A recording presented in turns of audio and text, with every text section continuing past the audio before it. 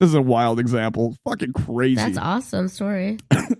But China is the same thing. You're sitting in a fucking hotel lobby and nobody knows what to do with you. But they're in those areas where they're so international too. But I don't know. But Hangzhou doesn't sound like that fucking place. I guess not. Yeah, you're right. No, if think about it, yeah, that hotel nobody spoke English. Yeah, like my expectation is, all right, this is how ignorant of an American I have become. All right, we were staying. Like I expect my. This is going to sound real bad, but I promise it has no ill intent behind it. But like, I expect that the person taking care of my room is Spanish, you know? So I was always expecting to go, hola, ¿cómo estás? And I started speaking Spanish in Japan. I look like a fucking buffoon. I bet you did. I did. I was like, she's like, what? I'm like, you stupid American. I don't She's like, She's like, he's not even speaking English. I don't know what that is. You stupid fucker. Probably with, yeah. They're like, okay, late. I'm like, K? Like, what? You really did that in I really Japan? did. I do it all the time. Oh my gosh. We're trying to, it's so stupid. Like, my Spanish is not that good either. I bet. It's like, ¿cómo? I at least sound like a 5-year-old when I speak it, but people know what I'm saying. When you were speaking that Chinese, though, I swear I was at a fucking Chinese restaurant over here because they do the same thing, but they do it more angry. Have you ever heard a Chinese woman scream? Yeah. But they're just regularly communicating. That's the favorite thing about linguistics of Chinese people. Is that I can figure out their tones, though. I can figure it out. I can't. I would have no understanding if the emotion behind the language is happy or sad. Like, I can't even tell. With Spanish people, I can tell. My dad's wife is Chinese. Okay. And she was speaking Mandarin to my half-sister. Right. And I figured out what they said. I'm proud of you. I know. And she looked at me when I said that. I just randomly came out of my mouth. And she goes, you know Mandarin? I go, not really. I just figured it out with how she was speaking to her. So I freaked her out a little bit, I think.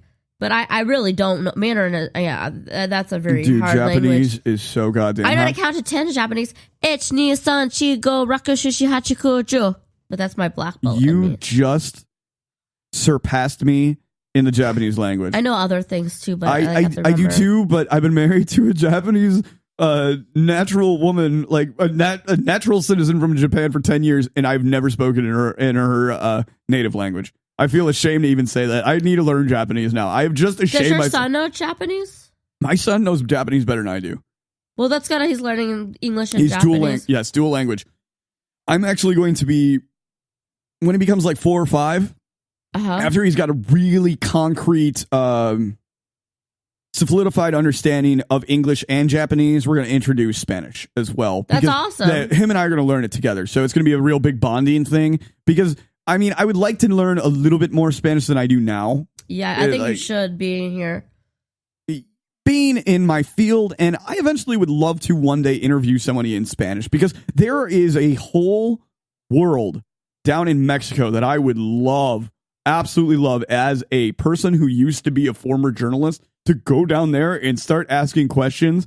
Dangerous, I know, but fucking awesome it would be. The only thing is just we have a lot of where we live. We have a big Puerto Rican population. You do? We do here. Oh, yeah, we do. But I mean, they still it's huge. But the thing is, if you learn it, I'm not trying to be weird or anything, but if you learn Puerto Rican, their dialect, and the Mexican, they have totally different dialect. Yes, the Spanish. I do know that. So you have to be really careful. I mean, people still understand you, but I grew up. I have Spanish family too. What would you say your level of Spanish is? Depends if I'm tired or not. Like, I understand it better than I speak it. Because remember, I have that speech problem and it comes and goes.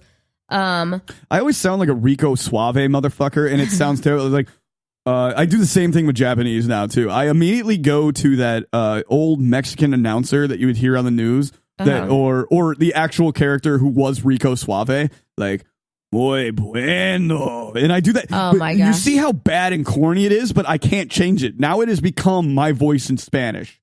Well, the thing, because like a lot of Puerto Ricans speak Spanglish. They go back and forth. Mexicans don't do that, and a lot of them, it depends where they're from in Mexico. If they're Indian background, like not American more Indian, like you're talking Mayan and they have their own Aztec, their own type. And then if you're more like European, Spanish in Mexico, they speak a little different too. So it depends where you're at in Mexico. Right. And there was this guy that used to work with me in Indiana. He was from Acapulco. He spoke... How very American that we know. Everybody knows what... Take me down to Pocomo. Whatever. Kokomo. God damn it. I fail. You're Kokomo, Indiana. No. Kokomo, Indiana. That was the most hillbilly area. Oops, did I say that? Is that really? There's really a place in Indiana called Kokomo? Yeah. Do you guys have like fucking Native American tents and have like smoke signals coming out? I have a friend I met here, was my roommate for a little while, and she's from Kokomo, Indiana. And I met her here at my restaurant I worked at. And I'm like, all places. It's like fucking Sweden. Like, literally, there is a town called fucking, Sweden. So serious. I think we had a town like that in Indiana, too. But where was I going with this? I can't remember. I distract sometimes. I'm sorry. It was it was you were talking about a Spanish town, a Pacamaco or Acapulco. Acapulco. Why can't I remember I say that that? Right? I hope I'm not messing that up. I hope I didn't offend anybody. But you're the least offensive person I'll ever have on the show. This guy would speak so freaking fast. The other guys from Mexico would be like, we don't know what he's saying. It's no bueno, senor. No bueno. They'd be like, he'd like to say Coca-Cola all the time. Oh my God, it sounded like a bird flapping right there. And if he washed the dishes, he'd be like, Coca-Cola.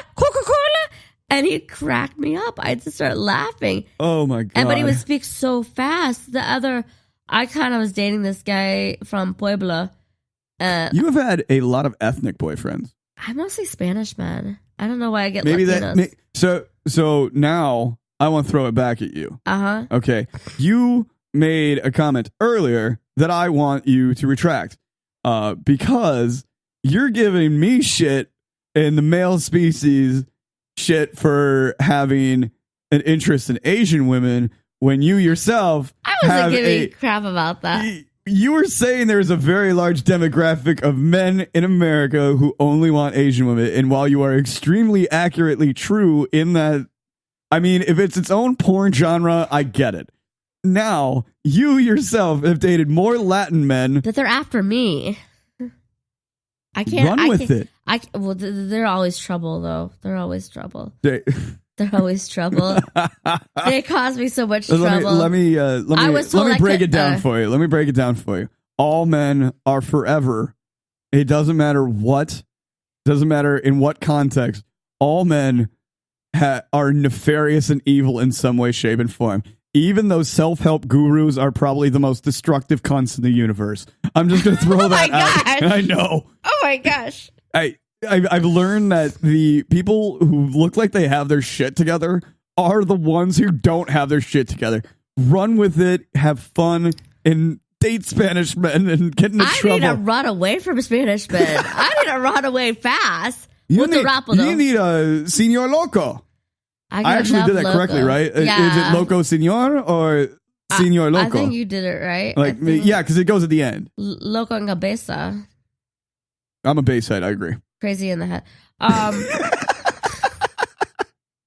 This is the best fucking time I've had in a long time. Glad my love life. We don't need to go in more. I'm sure. More detail that I know. lately. We have such a great story that we cannot talk about it until it is resolved. And I want you to come back. And I want we can't talk about it. We have to eventually. I need therapy for 10 years after this, or 20 years. I don't know. I don't know if I can ever date after this situation. Are you going to use hand puppets like Jimmy? What the fuck? I can't remember the Muppets guy. I need puppets. I need more than puppets. Dude. That is such a... I'm sorry. This is Aaron Stoner moment of the day. You should look into doing the sock puppets for a part of a comedy set. I like sock puppets. I got sock puppets. I got feelings. Look at me. They can't see you. Just so they can't see my head moving. I used to do that when I was serving. And this one guy's like, shut up, Julie. Shut up. Stop it. You like sock puppets? I like sock puppets. Okay. I was in a band called the Sock Monkeys for a month back in college. I mean, in high school. But I like sock. I could just see you going. I'm not going to say any specific character. No, but we don't need to. All right. I'm getting the back off. All right. So, Julie, you have changed the time of Grumpy's workshop, and you do a shitload for the comedy scene, and you do not nearly get as much appreciation as you deserve. Aww. That is true, because when I talk to other comics and I say, have you seen Julie Brown perform? They say no. And that infuriates me, because I know the true fucking comics in Orlando, and I gotta honestly say, I know who the heavyweights are, and you should be among them. It is disappointing to me that we have gotten to some people getting the showcases versus others, and I would love to see you do a 10-minute set. I would love to see you rip through these other comics with your completely unusual way of doing comedy, which is a fresh breath in an oversaturated scene of male-driven testosterone bullshit. I just need to throw them down. You can also kick their ass. I can kick all their ass. I'm not going to create any beefs out of the show. I said ass. Oh my gosh! Just you got me to cuss on the radio. We're not on live radio. We're not on 104.1. Beep, Julia. Beep, bleep, beep, bleep. What if that's the case? Then I should have fucking retracted all of my statements, packed this up, and moved back to fucking Timbuktu of bullshit land. That's why I'm doing this. Is because I will never in this entire existence ever let a radio show tell me I can't say the things I want to say. It is the only thing about me.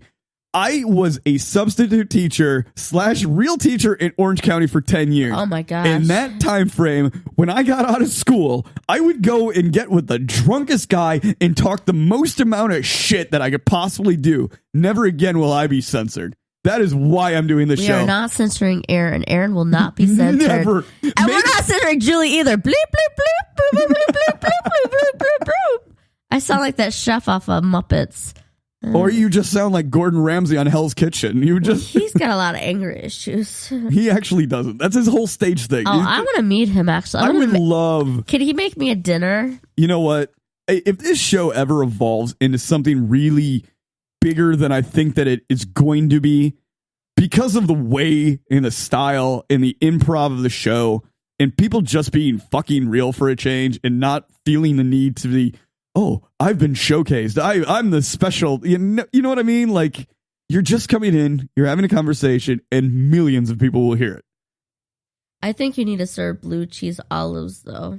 I need to serve blue cheese and olives? Yeah, and I'm not supposed to eat cheese, but I still think you should have blue cheese olives. Should have a snack tray from Publix. We need gluten-free, dairy-free stuff. Gosh darn it, Aaron. I came in with a Mountain Dew bottle looking disheveled, and you were across the street drinking wine like a fancy motherfucker. Hey, I was advertising workshops. I was working, and I had to get out of my work clothes. We got to sum this up. We've been talking for a long minute, but that's what I wanted to talk about. There's another thing I need to talk about, okay, too. You tell really me. Fast. Okay, besides Grumpy's on Tuesdays at 7:15 and 9:30, I'm also doing Kids Fringe on May 19th. So it's a big festival. Fringe. Oh, yes. Look, we have to do some more content then. You're doing Fringe Kids. I am doing Kids Fringe. That is a big fucking deal. It is. That is not like you came to me, we got to talk about Grumpy's. I'm like, no, we got to talk about fucking Kids Fringe. That's a big deal. It really is a big deal. To get over there. Man, I have been hearing about Fringe for years. I have never gone. And guess what? This year, I'm bringing everything that you see right here, and I'm just going to post up somewhere and be like, hey, Fringe dude number 452, come over and talk to me. I'd film it. I'd be like, oh, shoot. Kids, start getting on the stage and start acting down. Well, the only Fringe activity that I got to see was actually post-Fringe. It was Wazzy's. You know who Wazzy is? I don't think so. Wazzy won like 3 years ago of the best kind of story. And he did his... I tried fucking leg and limb to go to see his particular show that he was doing that year, and I ended up having to see it at Parliament House. It was the most fucking awkward evening I've ever had. I did a movie there once. Parliament House is fucking weird. It was a weird movie I did, and I was writing the name wrong all this time to look up this movie. What movie? My Fair Lydia, but I was misspelling Lydia. Lydia? Yeah, I was misspelling it all that time. I'm dyslexic. Oh, God.